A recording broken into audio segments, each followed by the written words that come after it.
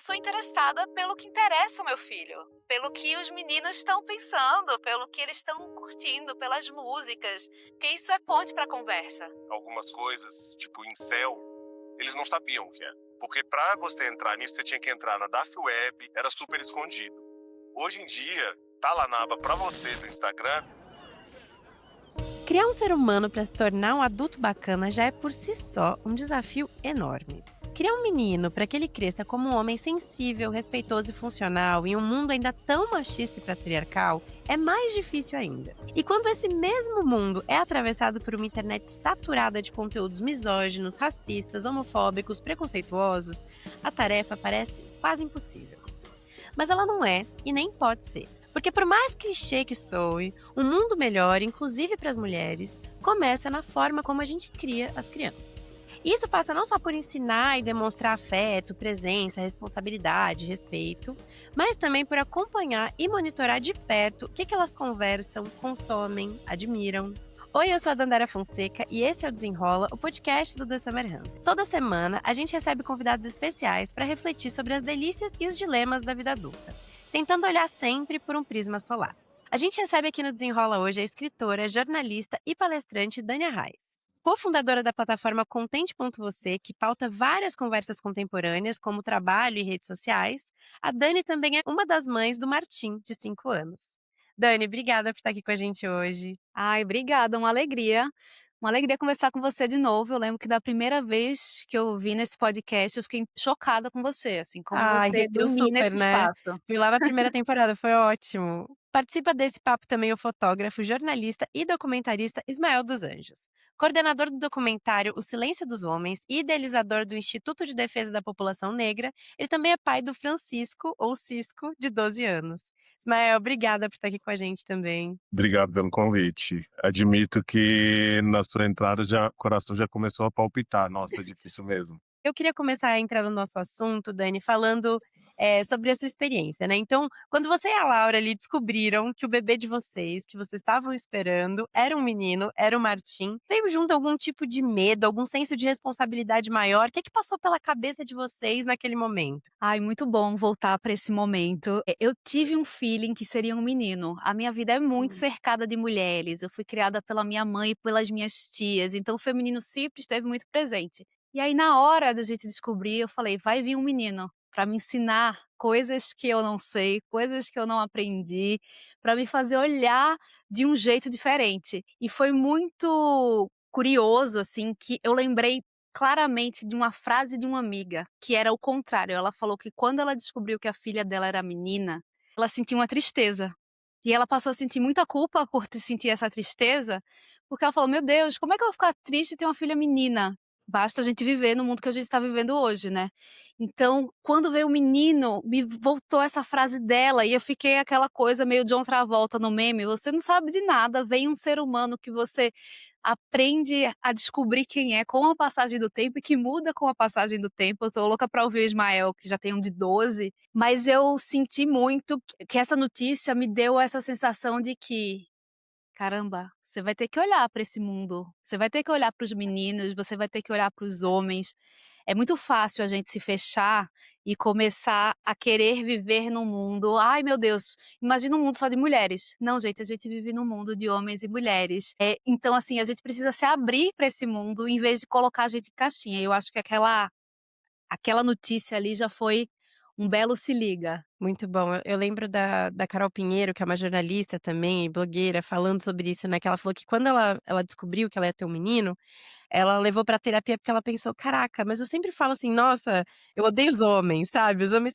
E aí agora, que eu vou ter um filho homem? Tipo, Isso eu é posso tão odiar? comum. O que eu faço, né? Inclusive, assim, é fácil, assim, um grupo de amigas, aí tem várias amigas que têm meninas, aí fala: "Ai, os homens são isso, ai, os meninos", eu falo: "Opa, espera lá, eu não posso dizer nem todo homem, mas eu tenho que levantar a bandeira e falar assim: gente, que momento a gente acha que categorizar os meninos assim vai ajudar a gente a rever essa masculinidade, a convidá-los para a conversa também. Então a gente tem que ficar muito atento ao que a gente diz, porque esses meninos estão ouvindo também. Então, como é Uhum. que eles crescem? Eles crescem com um espaço de escuta, de acolhimento, de caramba, eu tô aqui, estão me enxergando ou estão me classificando de um jeito e já dizendo que não vai dar certo. Não tem como. Para mim, eu acho que a gente tem que manter esperança como ser humano, principalmente nesse mundo que a gente vive. Mas quem é mãe, quem é pai, quem tem uma criança, é convidado para manter essa esperança ainda mais. A gente tem que vislumbrar uma possibilidade de que as coisas mudem, de que as coisas melhorem, de que a gente tem possibilidade de mudar, de transformar essa narrativa. Isso é um trabalho que ele vai ser aqui nessa conversa, vai ser numa palestra, vai ser num livro, vai ser em um monte de coisa, em política pública principalmente, mas vai ser nesse micro também, no dia a dia. A criança é uma esponja. O que é que ela está ouvindo sobre ser um menino, sobre ser um homem? Ismael, você por um outro lado é um homem. Você lembra de como que foi a sensação, assim, pra você? Se era uma época que você já tinha se envolvido em discussões sobre masculinidade, enfim, como que foi esse processo pra você? Lembro, mas pra mim a história é um pouquinho diferente. O Cisco é meu filho socioafetivo. Eu conheci ele quando ele tinha 1 ano e 5 meses, fez 12 agora em março. Então eu já entrei nessa relação sabendo no que eu estava me metendo. Conheci minha ex-companheira, Juliana, mãe do Cisco. Na época ela era mãe solo. E me apaixonei, a gente se encantou. E essa era uma conversa desde o dia ou até antes, assim, porque quando a gente deu match, a gente foi um casal de Tinder, tinha foto do que contava que ela tinha um filho, assim. Eu já olhava para as masculinidades, já era um tema. Eu pesquiso, faço coisas nesse tema desde 2013, mas quando o Cisco entrou na minha vida, abriu uma outra parada, porque antes eu olhava para masculinidades como homem, do tipo, para onde eu vou, o que está acontecendo, tô perdido, não sei bem o que que é isso, o que me ensinaram não está servindo mais para o que estão dizendo que eu posso ou não posso fazer. E quando eu tive o Cisco na minha vida foi, eita, tá, agora eu tenho que entender por mim e por ele. Tenho que entender por onde criar esse ser, fora que assustadoramente, não sei se é só para quem não é biológico, Dani, não sei se na maternidade entregaram, mas não teve nenhum curso, nenhum certificado de pode sair com esse menino daqui, pode falar para ele o que você quiser, assim, foi lembro de ser um pouquinho assustador essa resposta, assim. Uhum. Nossa, eu lembro que antes de ter filho eu achava que você tinha que fazer mestrado, doutorado, 1000 MBAs até você decidir ter um filho. Porque é uma baita responsabilidade, né, colocar uma criança no mundo, querer romper com traumas que a gente teve, querer colocar essa criança como protagonista dessa vida. Me identifico demais. Às vezes eu queria um manual, mas eu acho que a beleza tá também em a gente vai descobrindo junto com eles, né, como eles se apresentam, como o mundo olha pra eles. E aí talvez esse manual construído a muitas mãos seja um pouco do que a gente precisa. É muito o que acabou acontecendo aqui na prática. Olhar para o Cisco, eu costumo dizer que quando a gente é pai, a gente tem uma escolha. Eu vou fazer o que meu pai fazia comigo ou eu vou fazer diferente? Então olhar para o Cisco fez eu olhar para mim. Na época eu tinha alguns anos sem falar com meu pai. Com o tempo isso virou um jeito de olhar para o meu pai de um outro jeito, com mais perdão, mais carinho, mais compreensão do que eu olhava antes.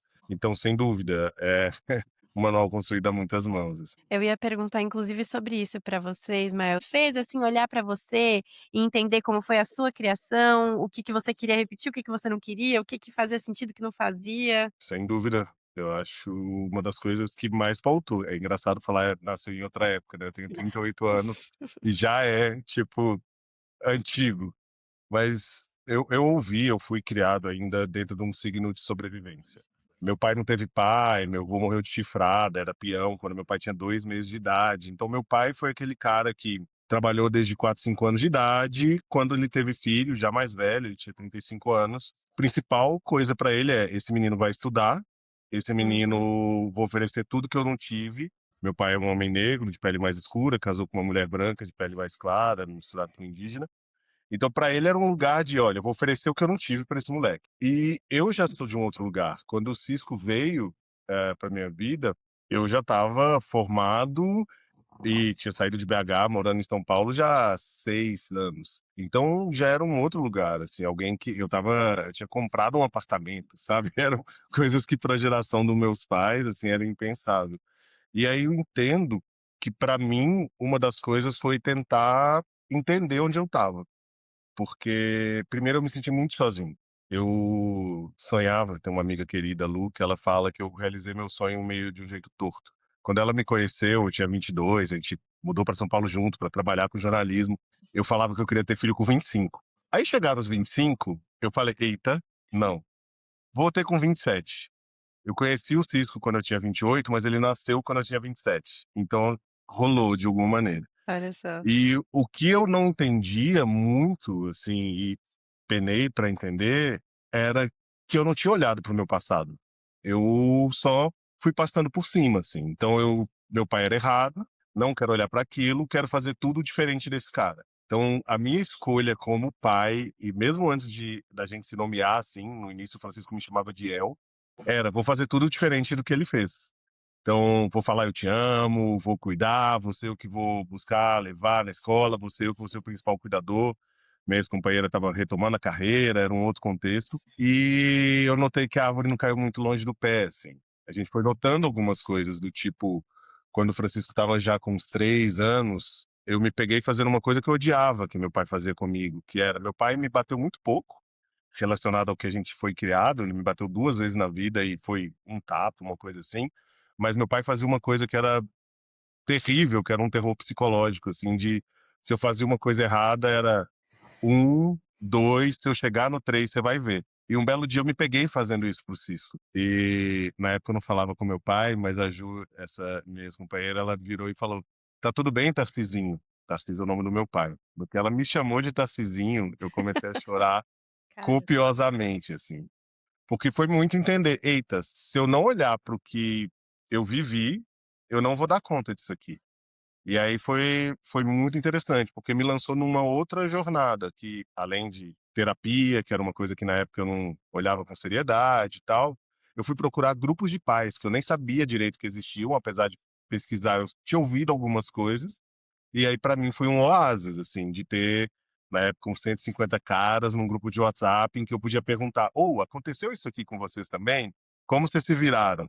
Porque antes eu me sentia sozinho, com 28 eu não tinha nenhum amigo pai, pelo menos no contexto inserido que eu estava, de gente recém-formada, tentando trabalhar, criar carreira, foi cedo. Sei que não é cedo para a maior parte do Brasil.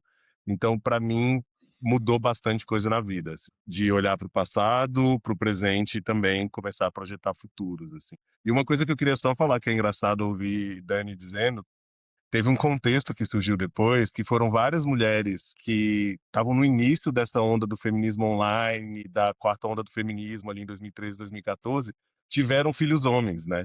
Então quando a gente pensa na Judi Faria, na Nana do Fincolga, quando a gente pensa na Nana Queiroz, que fez o Eu Não Mereço Ser Estuprada e depois criou as Mina, todo mundo teve filho homem. Então, agora como sociedade a gente está tendo que se ver com isso, né. A gente tem criado meninas diferentes há 3, 4 gerações, para pensar num lugar diferente a partir das dores que a gente carrega, mas os meninos a gente estava criando ainda do mesmo jeito. Agora talvez a nossa resposta seja: somos a geração que precisa criar meninos de um jeito diferente. Tá bom, o que que a gente faz? Que diferente é esse, sabe? Eu vi um tweet ontem muito bom que ela falando assim: "Nossa, caramba, como eu sou difícil, parece até que meu pai e minha mãe tiveram um filho e e juntou a personalidade dos 2", que é exatamente é complicado, né, porque a gente para um dia e reflete que é um pouco isso, né. Agora, Dani, o Ismael falou isso, né, das diferenças ali, do que a gente tem que fazer. Eu acho que essa é uma pergunta, a pergunta de milhões ali, né, que a gente sempre fala de dificuldade de entender, mas assim, o Martim ainda é relativamente novo, né, tem 5 anos ali, mas você percebe que você faz coisas no dia a dia ali já, que são diferentes na criação dele pelo Martim ser um menino? Olha, eu não sei se por ele ser um menino, mas essa terapia básica que a gente faz, né, quando tem filho, que é olhar como a gente foi criado, como a gente foi cuidado. Eu não tive meu pai na minha criação, assim, ele separou da minha mãe, ela grávida. Tenho alguns flashes na infância de ter visto, mas eu nunca convivi com ele, e ele já morreu. Então, assim, eu não cresci com essa referência do que é um pai, do que o pai faz ou o que ele deixa de fazer. Mas eu cresci sendo cuidada, né, e cuidada pela minha mãe, pelas minhas tias, e eu lembro assim, eu não tenho uma lembrança de ouvir muita coisa do tipo: "Eu te amo". tenho lembrança. Eu sei que elas sempre se orgulharam, eu sei que elas achavam muito legal, que elas me paparicavam, que faziam o melhor que podiam nas condições que elas tinham. Mas eu cresci achando, por exemplo, que eu não gostava de abraço. Uma coisa que eu tento fazer muito diferente é eu acho que todo dia eu falo pro meu filho que eu amo ele, e aí eu fico falando as características dele que eu acho positivas, quando tem os BOs, fico falando também, mas tem essa coisa física da pele, sabe, do contato. Eu gosto muito do contato, dele se sentir seguro nesse lugar. E aí eu fico pensando, se eu tivesse uma menina, talvez eu fosse a mesma coisa. Agora, o que acontece pra mim, sendo uma mãe de menino, é uma sensação de uma hipervigilância nesse mundo. Por quê? 2 aspectos. Um exemplo, meu filho teve a fase de gostar de Frozen. Parece que toda criança vem com algumas fases. Uma é Frozen, outra é dinossauro. E assim, você não precisa estimular, simplesmente chega na sua casa e você que lute. E aprenda a cantar. Agora estamos em Guerreiras do K-pop, acho a música tudo, um belo hino de empoderamento. E aí, Frozen pra lá, Frozen pra cá, assistindo em looping várias vezes. Uma hora ele quis um vestido da Frozen, da Elsa. Compramos o vestido, assim como ele tem fantasia de ninja, ele tem fantasia de astronauta, ele tem fantasia no carnaval. E beleza, rolando aqui, ele se divertindo. Gente, um vestido é muito legal, ele roda. Se você é criança e você brinca o tempo inteiro, por que você não vai querer rodar com a roupa? Por que você não vai querer experimentar? Ser criança é conseguir ter um carnaval o ano inteiro, porque você pode se fantasiar o tempo inteiro. Tudo bem aqui em casa, beleza. Chegou o dia em que ele quis ir pra rua com o vestido. E aí eu e Laura, a gente não precisou falar nada, a gente só se olhou com aquele receio do tipo assim, cara, como é que a rua trata um menino vestido com um vestido? O que é que as pessoas pensam uma vez que esse menino é filho de 2 mães? E aí a pessoa né, na mente das pessoas pode ser assim: "Olha aí, sapatão querendo incentivar o filho". Então, só de ter que pensar nessas coisas, eu acho uma tristeza tão grande, porque era apenas uma criança se divertindo com um vestido durante uma fase. Mas isso vem cheio de implicações, cheio de medo, e tudo que eu quero fazer é proteger esse menino. Eu quero proteger ele, inclusive, do olhar torto. Se eu pudesse blindar o falso desejo de onipotência da mãe ou do pai, mas aquilo ali me pegou, sabe? Eu falei, caramba, que merda de mundo é esse em que uma criança não pode ser criança livremente? Que ela já é encaixada em estereótipos. Porque se ele tivesse vestido de Homem-Aranha, ninguém ia olhar pra nada, ninguém ia ficar com dúvida. Agora, se tem um menino vestido com a saia de bailarina, se tem um menino maquiado, aí fica, ai, e o problema, isso ainda pega mais pra mim, porque o maior problema das pessoas é imaginar que alguém pode virar gay, né? Tipo, e eu, como uma mulher lésbica, é isso. Então, o que você acha de mais horroroso é exatamente o que eu sou. Então, assim, são camadas, sabe? É um iceberg de treta que me entristece muito. E me deixa nesse estado, assim, do tipo, eu preciso proteger ele o máximo que eu possa, e não é proteger dentro de uma bolha, deixando ele em casa, é mostrando na vida dele que o mundo é plural e diverso. Então, a gente convive com pessoas plurais e diversas. Esse é o mundo que a gente vive. Agora, para outras pessoas, o mundo é só um reflexo de quem elas são, e não existe esse olhar para o outro, né? Então é uma questão que me perturba muito. Isso é muito, muito interessante você falar, Dani, porque uma discussão que veio quando a gente estava fazendo esse roteiro aqui, era que é isso, né, muitas vezes a gente fala sobre isso de criar meninos, pensando na segurança das meninas, né, pensando num futuro melhor para as mulheres. Mas aí eu queria até conversar um pouquinho com o Ismael sobre isso também, de como isso também é bom para os próprios meninos, né, o quanto isso para os homens também não dá uma liberdade muito maior de não ter essa masculinidade fechada e quadrada e de uma coisa que é aquilo é o masculino e que aquilo você deve seguir, né. Queria saber de você, assim, Ismael, falar um pouquinho do que você faz no seu dia a dia, por exemplo, com o Cisco hoje que já é um menino mais velho, né, já tá ali na pré-adolescência, indo pra adolescência, né. É uma coisa difícil, assim, admito que casa de ferreiro espeto de pau nesse sentido, pesquisando, trabalhando, mas às vezes é difícil traduzir isso. Acho que a primeira coisa que eu queria dizer é que, Dani, sinto sua dor daqui, essa história aí de Frozen. Aqui em casa teve uma história parecida, mas aí a responsa bateu que foi com rosa. Teve uma época que Cisco ganhou camisa rosa e não queria usar de jeito nenhum, tinha uns 5 anos da idade de Martim. E eu fiquei assim, não é possível. Meu filho não vai usar rosa? Não, vai usar sim. Fui falando, conversando. E aí não queria de jeito nenhum, e eu falando: "Não, foi minha sogra, foi a escola, foi não sei quem". Aí um belo dia olhando assim, tipo, meu ex-companheiro me mostrou o armário assim: "Ismael, dá uma olhada nisso aqui". Era preto, branco e azul, sabe. Aí tipo foi: "Ah, é". Antes de eu ficar falando coisas, tem coisa que ele tá vendo, ele tá aprendendo de outras tantas maneiras. Aí foi um tal de comprar short rosa, meia rosa, camisa rosa. Entendo esse lugar, assim, de que a gente tá lidando. Ao mesmo tempo eu pensava muito nessa lógica dele, assim, tá, quando ele queria vestir diferente, usar diferente, sempre dava um medinho, assim, mas vamos estimular outras coisas. E respondendo mais diretamente, Dandara, o que eu sinto, tá? A minha abordagem para pensar e pesquisar masculinidades é no plural. A gente entende que tem um conceito da Raymond Connell, da década de 80, de masculinidade hegemônica, que existe uma noção do masculino no singular, o homem. Normalmente é esse homem que a gente fala, o homem está no poder, homem está no topo da pirâmide, é um homem muito específico, né, mas a gente fala como se fosse tudo igual. Inclusive a gente fala às vezes, né, homem é tudo igual. Nesse sentido, uma das coisas que eu tento fazer é fraturar essa noção única de ser homem, seja no meu trabalho, com homens mais velhos, com adolescentes, seja aqui em casa. Então, por exemplo, uma das coisas que eu tento mostrar para o Cisco é: você tem 2 pais, ele tem um pai biológico, que é um homem branco, ele tem um pai socioafetivo que é um homem negro. São masculinidades diferentes. O mundo espera alguma coisa diferente, do outro pai do que espera de mim. E é importante dele começar a ter esse repertório, assim. Então uma das coisas que a gente faz muito, por exemplo, meu melhor amigo, Otávio, é engraçadíssimo, porque é um Otávio Augusto casado com outro Otávio Augusto. Então, assim, coisa de novela.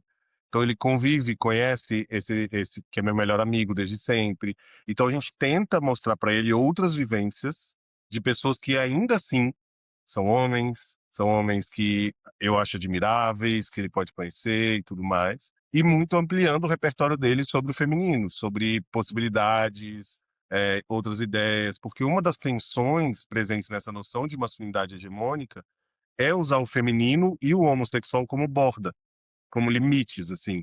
Quanto mais próximo disso você tá, mais errado você tá. Então, hoje, a grande dificuldade que a gente tem com o Cisco é algo mais de restrição emocional. Ele é um menino pisciano super amoroso, super nesse rolê, assim, e de uns tempos pra cá, conforme a adolescência tá chegando, ele se fecha. Ele estava sofrendo algumas coisas na escola que ele ficou 6 meses para conseguir falar com a mãe e comigo. A gente tem que continuar fazendo numa espiral de, tipo, lembrar que ele pode falar, lembrar que eu tô aqui, lembrar que mesmo que ele tenha feito alguma besteira, eu primeiro vou acolher, primeiro vou ser esse pai que cuida, para depois virar e falar se era isso mesmo, se não era. Vai mudando um pouquinho. O que eu sinto que é uma tensão um pouco maior e diferente que essa geração dele, geração alfa, vive já, e eu acho que quem é da geração Z também vive de um outro grau. Essa é uma geração que já nasce com ruídos. Por exemplo, eu estudo e pesquiso sobre masculinidade, fiz filmes sobre isso, e meu filho, quando eu fui falar com ele sobre isso, ele falou: "Eu já sei, pai". Há 10 anos atrás, se eu fosse falar de masculinidade com qualquer menino, quando eu ia fazer roda, ele nunca tinha ouvido falar disso. Ninguém estava falando com ele: "Então, o que que é ser homem pra você? Ou ser homem é isso, ser homem é aquilo". O Cisco, ao ver coisas no YouTube, já tem uma noção, porque alguém já falou com ele que: "Olha, isso daqui é coisa de homem, isso daqui tá você tá perdendo esse direito".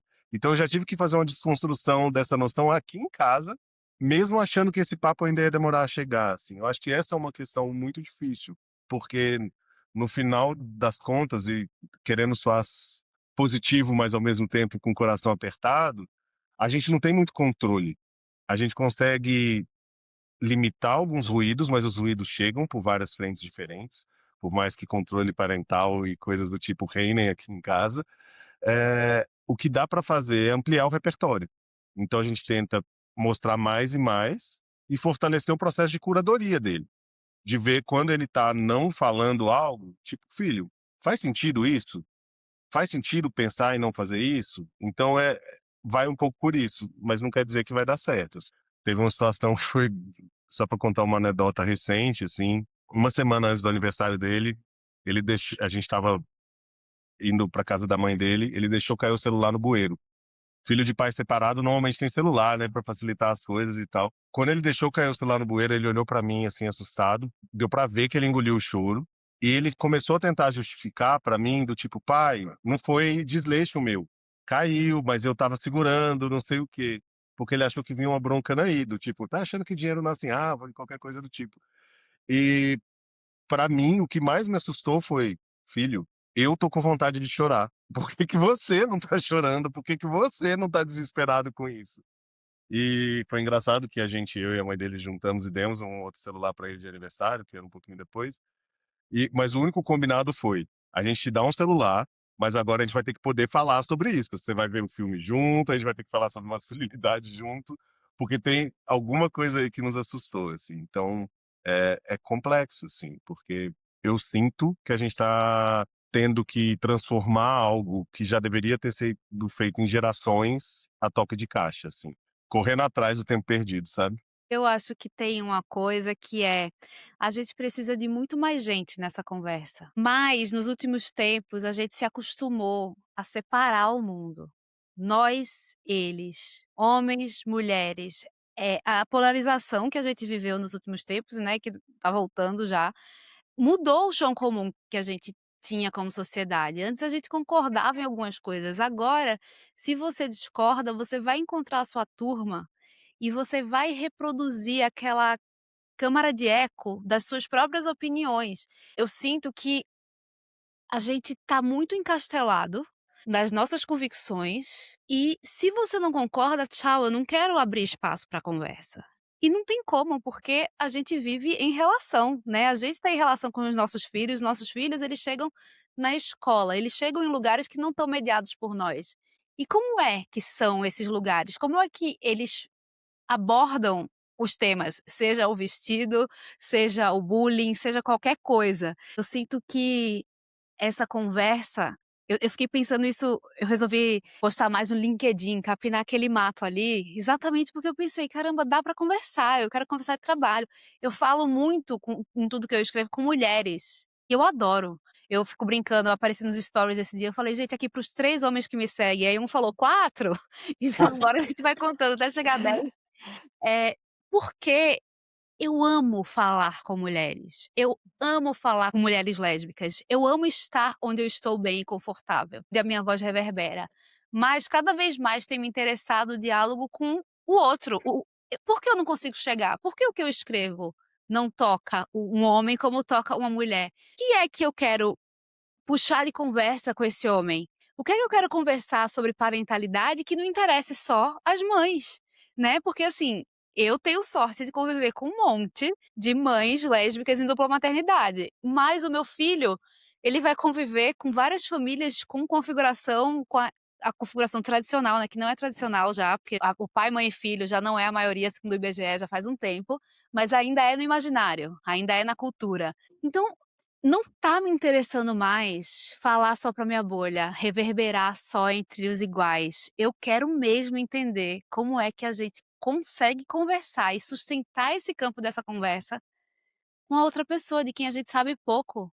Eu quero ouvir, sabe? Eu acho que é isso, esse tipo de conversa tem que chegar em tão mais gente, exatamente para não incorrerem nessa falácia que: "Ai, não, eu sou mãe de menina, tô pensando nas meninas e nas mulheres". A sua menina vai conviver com meninos. A sua menina vai virar mulher, ela pode namorar uma mulher, ela pode namorar um homem, tipo, mas assim, a gente essa separação, ela não tá fazendo a gente avançar, ela tá fazendo a gente achar que dá para controlar o mundo, mas o Hum. mundo ele vai se apresentando com a pluralidade que é característica dele, sabe? Nossa, 100%. E é isso, por mais que você faça muito dentro de casa, ele vai estar em contato com a internet, com crianças, com outros familiares, até outros familiares próprios nossos mesmo, né, que às vezes vão fazer uma piadinha que a gente não gosta, vão fazer alguma coisa, enfim, muita gente ao redor, né, e que vai ter contato e vai absorver isso. Você falou, né, Dani, de: "Putz, mas isso não veio daqui, essa referência, de onde veio?". Como lidar, assim, com essas influências externas, Dani? Nessa época do vestido da Frozen, a minha tia virou e falou assim: "Mas precisa sair na rua assim?" E aí eu falei: "Ó, não preciso dar o textão, Mas assim, ele é uma criança brincando e se divertindo. Eu não quero que ele seja tolhido na criatividade e na brincadeira por conta de um problema não é dele. Então, eu te peço ajuda para sustentar isso, entendeu? Não ter um estranhamento. Pensa que ele é uma criança e ele tá se divertindo. Mas eu acho que para mim fica esse lugar assim, de defender esse espaço dele. Eu adoro pintar a unha, e às vezes eu pinto a unha super colorida, uma de cada cor. Aí às vezes ele gosta de pintar também. Aí eu já fui doutrinando, eu falei: "Se alguém falar da sua unha, você vai falar o quê?"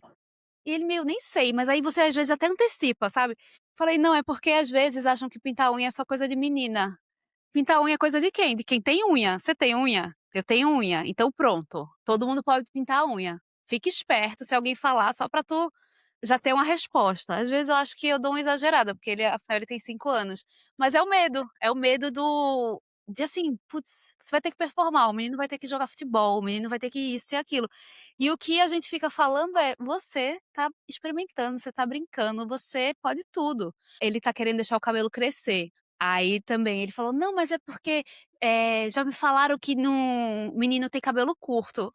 Eu falei: "Quem é que pode ter cabelo grande? Quem tem cabelo". Aí a Laura falou: "O vovô não pode, porque ele é careca". Aí a gente kkk. Sabe, às vezes também a criança tem a gente já vem com tanta bagagem, tanto medo e tanta tentativa de proteger, e às vezes é mais simples, mas o tempo inteiro chamar para esse lugar: "Você pode. Quero que você Uhum. possa, eu quero que você experimente, eu quero que você entenda seu lugar no mundo.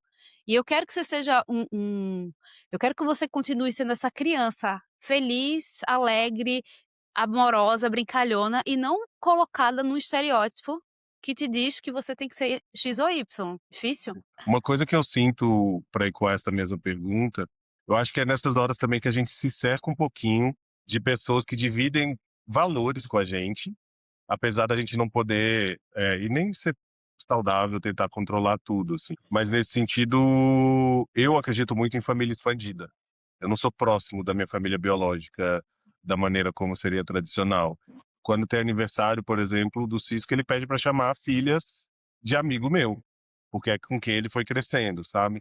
Então eu acredito muito um pouquinho nesse repertório.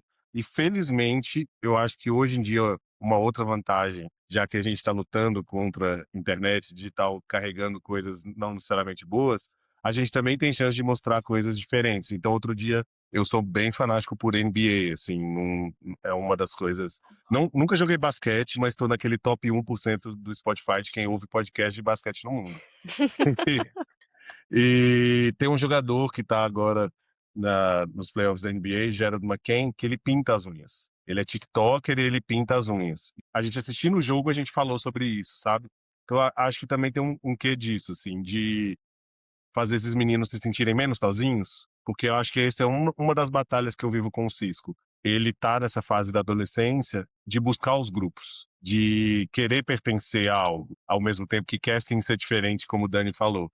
A minha luta é para que ele consiga fazer essas escolhas de um lugar de abundância, de possibilidades e não de restrição, assim. É muito legal isso que você fala, Ismael, de pessoas próximas também, porque eu acho que e aí já entrando um pouco nesses conteúdos que a gente vê na internet hoje em dia e que a gente sabe que eles são direcionados muitas vezes de forma intencional para meninos mais novos, né, para meninos que estão ali se entendendo e tentando achar esses grupos, por exemplo, como você falou, né, de que às vezes existe uma falta de admiração ali, né, sobre mulheres, existe uma falta de admiração sobre pessoas que não performam essa heterossexualidade, né. Eu queria saber como tem sido na prática a relação do seu filho com as redes sociais, assim? Muito curiosa para saber o que me espera.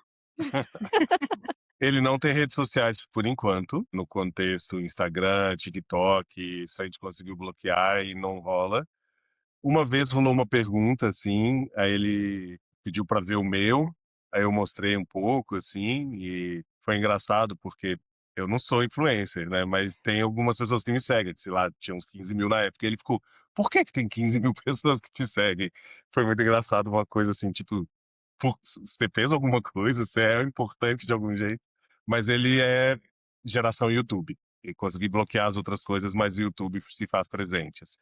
Eu tento muito escolher e direcionar o que isso vai ser visto, então, É um tal de assistir Manual do Mundo junto, tentar ver coisas que eu considero positivas junto, mas querendo ou não vai muito pra influência de jogo, porque ele gosta de games e tal.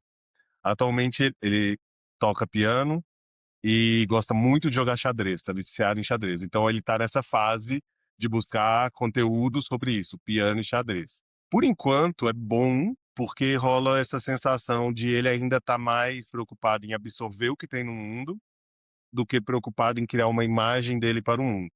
Mas teve um certo momento que ele quis gravar uns vídeos de YouTube, dizendo que ele queria ter um canal no YouTube. E eu vi ele reproduzindo o discurso, assim, na voz de quem fala: então, você pega isso, faz isso no jogo, não sei o quê. Foi uma tensão, assim. Mas a gente tentou segurar, segurar. Aí eu sou o pai que gosta dessa parte mais de tecnologia. Então eu falei: tá bom, então a gente vai pegar um microfone, a gente vai fazer as coisas, não sei o quê. Dei a vazão. Ele ficou editando vídeos, a gente publicou um de 16 segundos numa conta que ninguém nunca vai ver e passou, ainda bem, assim, então, ficou por isso. Mas admito que essa hora tá chegando e eu tenho visto, assim, com meninos mais velhos, eu faço rodas com adolescentes, então esse é um ponto que me deixa bastante ansioso, assim. Eu trabalho com isso há 13, 14 anos e quando eu fazia roda com meninos, eles não entendiam o que que era masculinidade. Se eu fosse falar sobre algumas coisas, tipo incel, eles não sabiam o que é. Porque para você entrar nisso, você tinha que entrar na Dark Web, no Chan, era super escondido. Hoje em dia, tá lá na aba para você do Instagram, coisa que nenhum deles segue, mas que o algoritmo decide. Menino, 13 a 17 anos, São Paulo, essa zona oeste aqui, vou mostrar isso para ele. É difícil, assim, porque você precisa lidar com um status quo que vai levar isso para eles. O que que eu sinto, por enquanto, é o caminho que a gente deve seguir. A gente tem muita fé no controle parental, de bloquear, limitar tempos e tudo mais, mas muita fé no conversar sobre. Então, ao invés de chegar, tipo, não vai assistir isso. Filho, você sabe para que existe um shorts? Por que que tem esse vídeo que vai um atrás do outro e é curto? O que que ele faz com o cérebro de alguém? Aí a gente pesquisa junto e ele, nossa, isso faz mal. Por enquanto é esse lugar, assim, mostra, problematiza, conversa, mas não proíbe. Vai nesse lugar. Teve uma situação só que ele mesmo sentiu que ele ficou muito agressivo numa situação e ele falou: "Não foi por conta disso, mas eu entendo que isso mexe comigo, então eu posso ficar uns 20 dias sem ver YouTube, tá?". Tipo, como autopunição, assim. Então, tá rolando. Não sei exatamente como vai ser daqui a pouco, mas eu tenho muito medo desse lugar do construir uma persona online. Que eu não sei se Dani teve, assim, eu imagino que a gente é da mesma geração que começou a colocar coisas online. Eu fico muito feliz que o Blogspot não existe mais, que algumas Fotolog. coisas Fotolog não tá mais lá, mas esses meninos e meninas não vão ter essa coisa, vão nascer com isso, assim, e eu tenho mais medo disso, dele pô, ele é um menino é isso, é um menino que toca piano, gosta de xadrez e joga RPG, mas ao mesmo tempo é um menino que chora, gosta de ver não sei o quê e games. Eu tenho um pouquinho de medo dele entender que, por exemplo, putz, RPG é coisa disso, disso, disso, o popular não gosta disso, disso, disso. Já tá rolando um pouquinho isso na escola, mas eu tenho medo dele amplificar isso entrando nas redes, sabe? E ter que construir uma persona, assim.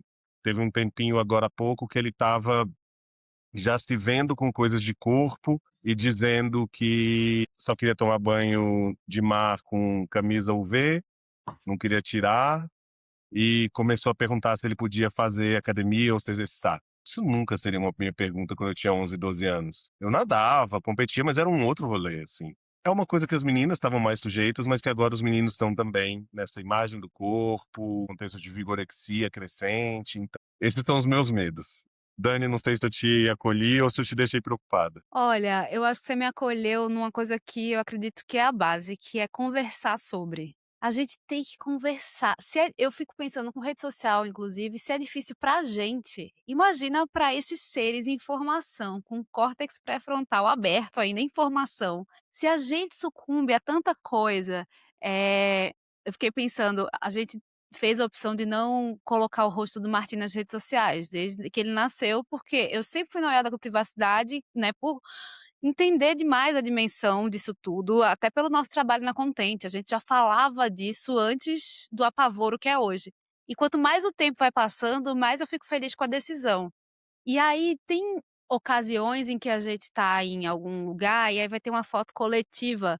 E aí eu sempre falava: "Vira filho, vira", porque a gente não coloca você nas redes sociais. Aí eu falei aí um dia eu tive uma conversa, assim, eu falei: "Você consegue entender? Deixa a mamãe te explicar. Tem as redes sociais onde a gente coloca foto, coloca vídeo, mas tem uma coisa chamada privacidade, que é cada um escolhe se quer aparecer ou não. A mamãe escolhe aparecer, mas a mamãe é adulta e ela tá lá, sendo que você é criança. E a nossa opção aqui é que você não apareça". E ele entendeu. Às vezes a gente tá fazendo uma foto coletiva, ele sai, eu falo: "Não filho, vamos tirar foto". Aí também agora tá assim: "Não quero tirar foto". Eu falei: "Não, mamãe ama tirar foto, o celular de mamãe é só você, só dá você". Mas explicar as coisas, eu acho que às vezes a gente fica esperando para ter as conversas no momento que a gente acha que a criança entende, mas eles chegam, eles são ligeiros demais, eles entendem e a gente tem possibilidades de ter essa conversa várias vezes. O que eu espero é conseguir fazer como você, como vocês, de manter essa ponte do diálogo aberta, porque o que me assusta, principalmente quando eu penso em adolescência, é em que momento se fecha esse canal da conversa? Em que momento é aquela coisa de se trancar no quarto? A gente se trancava no quarto, a gente se trancava no quarto com um CD, que a gente ia ler a letra da música no encarte, e a gente ia ver uma revista Capricho por mês. Então, assim, agora esse adolescente que se tranca no quarto, ele tá com o mundo inteiro ali. E você não deixaria o seu filho solto no mundo, sem supervisão, uma criança de 10 ou um adolescente de 14 anos.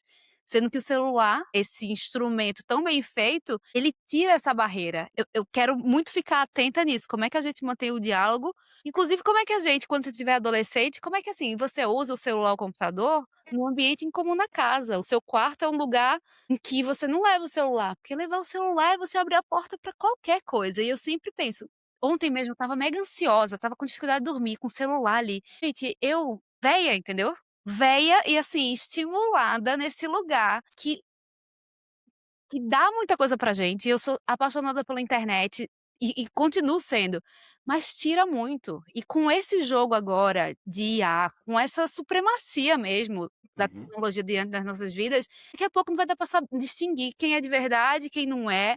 É tudo moldado a partir do que você espera. Então a gente vai precisar conversar muito com essas crianças e adolescentes e aterrar no mundo real, senão vai dar ruim. Nossa, muito bom, Dani. E uma pergunta que eu tinha colocado aqui, que eu acho que o Ismael pode responder pra gente, é porque você também faz essas rodas de conversa, né, Ismael, com esses adolescentes. Como conversar sem despertar uma curiosidade? Porque eu acho que às vezes também a gente evita a conversa honesta, isso pode gerar mais curiosidade, porque às vezes você também foge do assunto, né, tipo: "Não, a gente não pode falar sobre isso". E aí pode gerar curiosidade e pode dar o efeito rebote, que é o que a gente não quer, né, que é essa curiosidade e essa admiração por esses conteúdos, por exemplo, né. Eu não sei se você vê isso nas rodas que você promove com adolescentes, etcétera, mas como também fazer essa conversa de um jeito certo? Olha, eu tenho feito roda junto com uma parceira minha que é muito incrível, doutora em gênero, Isabela Venturosa. A gente tem feito em escolas aqui e tudo mais. E a gente parte muito de uma noção bem paulo freireana, pedagogia da pergunta. Quando o assunto surge, a gente, em vez de julgar, dizer tá certo, tá errado, a gente vai puxando. Mas por quê? Ah, mas e isso? Mas e aquilo? Que eu acho que é uma das coisas que a gente pode fazer com adolescentes para conseguir horizontalizar a conversa. É entender por que aquilo é interessante, quais são aquelas questões que chamam a atenção. E eu acho que isso é uma parte muito importante da gente pensar, inclusive, em por que esses conteúdos que a gente considera problemáticos ganham tanto eco. A angústia é real, gente. A ansiedade é real. Esses meninos, por exemplo, estão sentindo, por exemplo, continuam dizendo que eu tenho que chegar nas pessoas, porém as coisas que eu faço são assédio. Tá, o que eu faço com isso? Continuo com esse desejo. Se a gente não produzir conteúdos que sejam mais benéficos, com base em consentimento, explicando outras maneiras, não tem vácuo. Tem conteúdo de pick-up artists, pessoas bem ruins, ensinando técnicas que rebaixam mulheres, que humilham mulheres e por aí vai. Então, nesse contexto, o que eu faço muito, muito, muito é tentar gerar algum nível de confiança por meio das perguntas também. Em algumas das escolas que a gente foi chamada depois que teve uma crise. Aconteceu tal coisa e tal. Uma das coisas que eu senti que desarmou muito os meninos, por exemplo, ano passado, quando eu estava num contexto desse, foi dizer: olha, se eu tivesse a idade de vocês, na escola em que vocês estão, eu também estaria nesse grupo de WhatsApp. Eu não ia querer ser quem não estava nesse grupo de WhatsApp. Então isso já desarmou um pouquinho eles do tipo, ufa, pera, é o primeiro adulto que está falando com a gente, em vez de dizer: saiam daqui, vocês estão errados, nunca mais, não foi isso que eu te ensinei. Está dizendo que se estivesse no meu lugar, talvez ia estar ali. E aí a conversa se estabelece a partir daí. Tá, por que que você estava ali? O que foi que te chamou a atenção? Por que que você fez comentários assim? Ah, hoje, quando você lê seus comentários, o que que você sente? Então passa muito mais por isso, ajudar num processo de reflexão, do que ser um processo linear, professor-aluno, homem adulto contra homem mais novo, sabe? Que eu acho que é uma das questões. E isso se baseia, inclusive, muito na tecnologia social dos grupos reflexivos para homens autores de violência, que tem, inclusive, na Lei Maria da Penha. Os homens, em geral, não aprendem a conversar. Os homens vão usar como linguagem qualquer coisa que denote poder. Muitas vezes violência, seja psicológica, física e tudo mais. Então, ensinar essas conversas, ensinar a fazer perguntas diferentes, sair do automático é uma coisa que funciona muito. Estava falando esses dias com um grupo, e uma coisa que chamou a atenção deles foi quando eu perguntei como eles se cumprimentam. E eles estavam falando: ah, beleza, e aí, fala viado, tudo bem. Era o máximo que rolava. Eu perguntei: tá, mas quando alguém pergunta beleza ou alguém pergunta tudo bem, vocês já responderam alguma coisa que não foi beleza ou tudo bem? Aí eles: não. Pô, então quando é que você vai ter uma resposta genuína do seu amigo?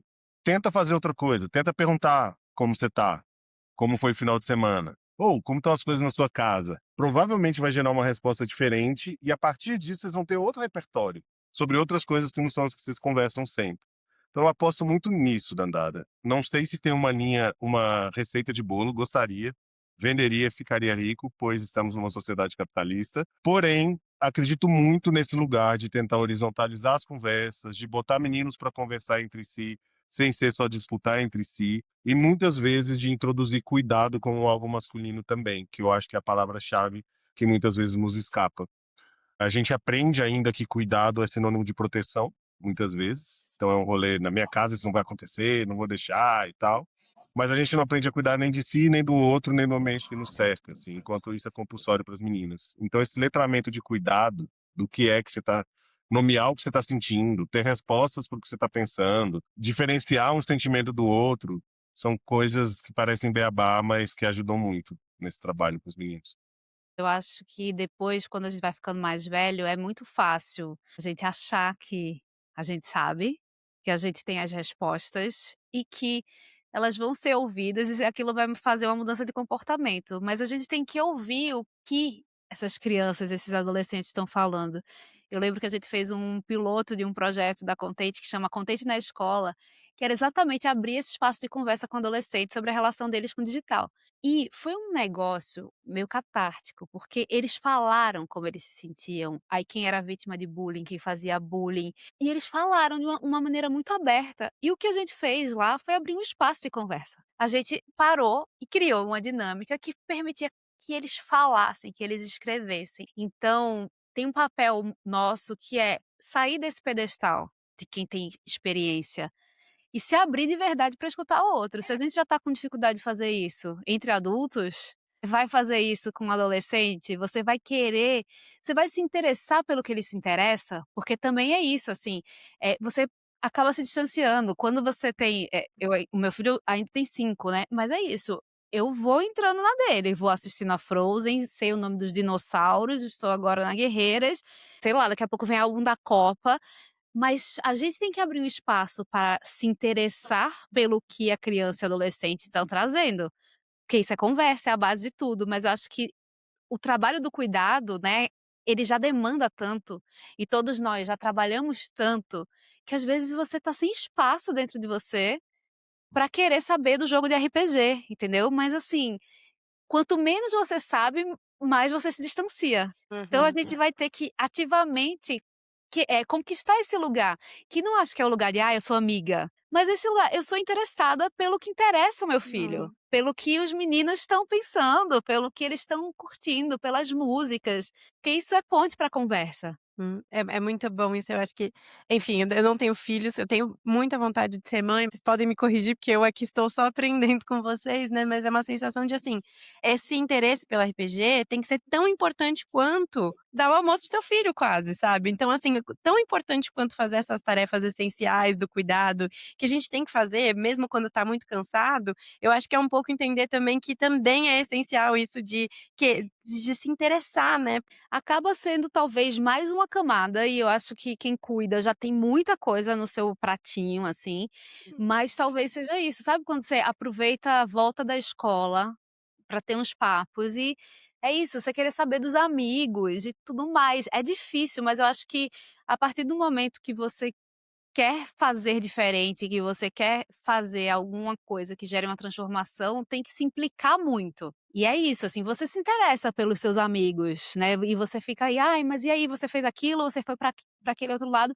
Então, às vezes eu penso isso assim: "Caramba, é cansativo ser mãe em muitos momentos". Às vezes eu queria ser a amiga, entendeu, que chega e tem que estar com toda a energia pra brincar, mas talvez tenha que equilibrar melhor os pratinhos de todo o resto pra ter essa energia para dar para o filho e receber em troca também, porque eu percebo hoje que basta uma faísca, assim, quando a criança vê que você está presente de verdade, ela dá muito, ela troca muito, você acessa muita coisa. Eu fico lembrando que o Martinho um dia a gente estava desenhando, e eu falei: "Vem cá, me conta aí do teu amigo da escola". Aí ele começou a falar de um, de outro, de repente eu estava sabendo de cada um. E era assim, eu desenhando com ele, tipo, dando tempo, dando o meu tempo e a minha presença, sem um celular o tempo inteiro, porque tá todo mundo no celular, né. A gente às vezes tá aqui e a gente tá assim, e a criança percebe, a criança vê seu distanciamento. Então, assim, às vezes é isso, você vai passar 10 minutos presente, mas você ficou presente de verdade. Talvez isso mude um pouco o dia, sabe? Nossa, isso é É o muito bom. principal aprendizado aqui. É engraçado você falar isso da comida, Dandara. E eu acho que isso tem muito a ver com uma noção de masculinidades e de gênero, quando a gente fala também com os pais. Os pais, por exemplo, homens, muitas vezes aprendem a ser tarefeiros. Uhum. Botar a comida, vou fazer a comida, vou lavar roupa, vou não sei o quê, mas muitas vezes a carga mental fica com as companheiras nesse contexto. E eu entendo que quando a gente está falando dessa parte específica da criação de filhos, é difícil a gente sair da parte tarefeira. Porque a parte tarefeira é isso, é sobrevivência, é o básico, é o tem que fazer, eu não tenho que pensar, vai no automático, deixei congelado, descongelei e tudo mais. Agora essa outra precisa dessa presença que Dani está trazendo, né? Para mim agora, por exemplo, não basta perguntar como foi o dia, Dani. Voltando da escola não fala mais, porque já é outro rolê.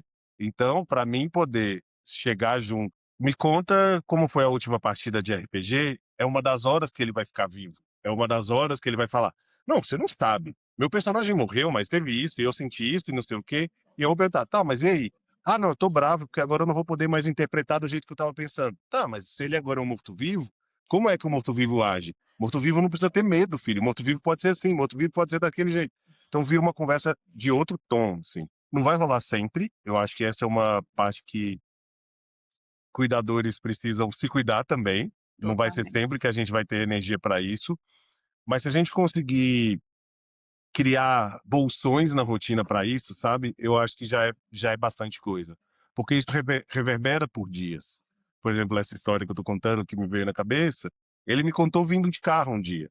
3, 4 dias depois, quando ele jogou de novo, ele me contou o que tinha acontecido no jogo, sabe. Porque aí já virou uma coisa do tipo: "Não, ele tá interessado nisso, ele quer saber disso".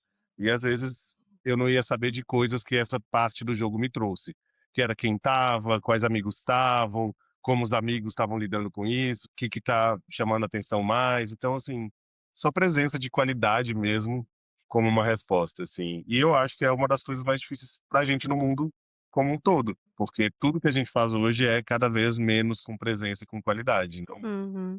E é muito importante isso que você falou agora, de que é isso, né, acho que durante o papo a gente falou disso várias vezes, mas assim, não é sempre que vai rolar, às vezes a gente vai perceber que fez algo de errado mesmo, e que, putz, não era o melhor caminho e agora já foi. Se olhar e falar: "Putz, ele tá repetindo isso porque eu faço, e não é legal mesmo", e é isso. Então eu acho que também é sair desse papel de mãe ou pai perfeito também e entender que tá todo mundo aprendendo, né, do mesmo jeito, tá todo mundo aprendendo também o que fazer, né. Não, e sair desse papel de salvador, salvadora, de achar que: "Ai, a gente vai fazer tudo diferente". É muito bom quando vê a realidade também, porque você ressignifica a forma como você foi criada, porque assim, caramba, a gente tá criando os traumas deles, a gente, né, que a gente tenha dinheiro para pagar a terapia, mas assim, eu percebo em alguns momentos que essa nossa parentalidade agora dos millennials, ela é uma parentalidade que ela é extremamente exigente, porque a gente nunca teve acesso a tanta informação e a gente conseguiu cuidar da nossa saúde mental, então parece que vem uma pressão junto de que a gente está fazendo tudo certo e que vai dar tudo certo. Além de ser pretensioso, é pouco generoso com a forma como a gente foi criado e às vezes até pode ser meio burro, porque assim, vai dar errado também. A gente tá vivendo num colapso do mundo como a gente conhece, então tem um lugar de múltiplas crises e todo mundo que eu conheço trabalha muito mais do que deveria, porque tem que conseguir a grana. Então assim, a gente tem que aprender a ser gentil, inclusive com nossos erros. A gente tá fazendo o melhor que pode, a gente tá e eu acho que só isso já é uma grande diferença, sabe, porque a gente, o ser pai, ser mãe, educar uma criança, né, criar uma criança já vem embutido com mais repertório e tudo mais, mas assim, também podemos baixar uma bolinha, agradecer a quem fez antes de nós, para permitir que a gente esteja aqui, e assim, saber que uma hora eles vão dar uns feedbacks não solicitados pra gente e a gente vai ficar passada, vai dizer: "Rapaz, achei que eu estava arrasando e tu vem aqui fechar com a minha cara". Te ouvir Perfeito. me acolhe, Dani. Só para talvez dar completar o que eu falei no início, assim. Eu fiquei tempo sem falar com meu pai, odiava a figura que ele representava e hoje em dia uma das coisas que aconteceu com o meu paternar foi começar a curar essa relação. Eu sei que ele fez o que ele pôde, o melhor que ele pôde, do jeito que ele pôde. Um cara que não tinha referência de pai, cujo irmão, que seria a referência masculina, foi assassinado quando era criança. Então, assim, ele fez o que ele conseguiu. Tô com meus BOs, tô na minha terapia. Agora o meu mantra é que eu tô criando problemas diferentes para o Cisco. Os Total. mesmos eu não vou É, repetir. gente, inovar é a palavra. Não, tem Exato. até um Muito meme que bom. fala assim, você já não é um meme, é uma frase dessas que circulam que é assim: "Você já pensou que sua mãe e seu pai, eh, eles eram adultos meio que da idade que você tem agora, tentando, aprendendo". Aí você fala, você humaniza as relações, então talvez seja isso, pra gente criar Muito. meninos, a gente tem que humanizar essa relação e ser presente o tempo que a gente puder. Pensar: "Ó, eu tô aqui tentando fazer o melhor que posso, tô tentando aqui pensar num mundo melhor, preciso de mais gente nessa missão, bora olhar, assim, pra Hum. através da gente, pra enxergar essa humanidade", sabe? Denis, mas eu queria agradecer demais, demais por essa conversa. Eu estava pensando aqui que a gente vem de 2 episódios de temas muito sérios, assim, né, o último foi sobre morte, e esse sobre como criar meninos, e eu acho que nos 2, a gente passou muito ali sobre questões que a gente não tem resposta mesmo, mas que a gente tem esperança que estamos tentando, sabe. Então eu queria agradecer demais, demais a presença de vocês, foi muito bom, obrigada. Eu quero agradecer esse convite, eu amei essa conversa. Imagina, prazer. Obrigada. Espero que você que está aí do outro lado, ouvindo, assistindo a gente, tenha gostado dessa conversa, tenha conseguido aproveitar essa conversa tanto quanto a gente. Eu adorei, foi muito boa. Segue o Desenrola na sua plataforma de áudio e agora de vídeo favorita para não perder os próximos episódios dessa quinta temporada. Segue também o The Summer Hunter no Instagram, @TheSummerHunter. A gente posta conteúdo todos os dias às 7h30 da manhã, falando sobre vários dos assuntos que a gente aborda aqui no podcast também. A gente também tem 2 newsletters, uma semanal, que é um mergulho mais aprofundado nos temas que a gente aborda no Instagram, e uma diária, onde a gente dá pequenos drops ali para ter uma vida mais solar. E a gente também tem uma revista impressa, a gente está na 8ª edição, você confere tudo aqui nos links que estão na descrição desse episódio. Até o próximo! Esse foi mais um episódio do Desenrola, o podcast do The Summer Hunter. A edição e produção é de Adriana Sete, Fernanda Nascimento e Manu Stelzer.